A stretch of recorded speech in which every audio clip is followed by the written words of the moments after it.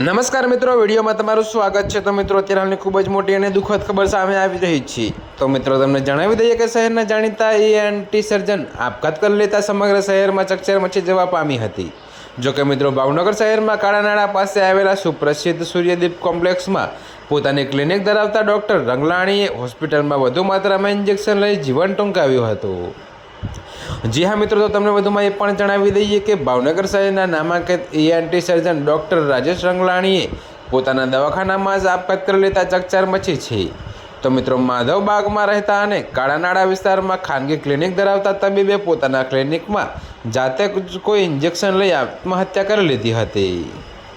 તો મિત્રો, આ બાબતની જાણ પોલીસને થતાં પોલીસે ઘટના સ્થળે પહોંચી લાશનું પંચનામું કરી PM અર્થે ખસેડી હતી। જોકે મિત્રો, તબીબની આત્મહત્યા પાછળનું કારણ હાલ અકબંધ છે।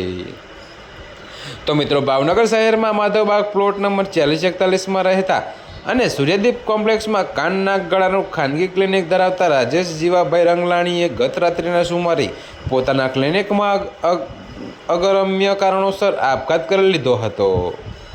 તો મિત્રો, ત્યારે હાલ માટે આટલું જ। મળીશું નવી અપડેટ સાથે। અને જો તમને અમારા વિડીયો પસંદ આવતા હોય તો વિડીયોને લાઇક, કોમેન્ટ, શેર અને અમારી ચેનલને સબસ્ક્રાઈબ કરવાનું ભૂલતા નહીં મિત્રો।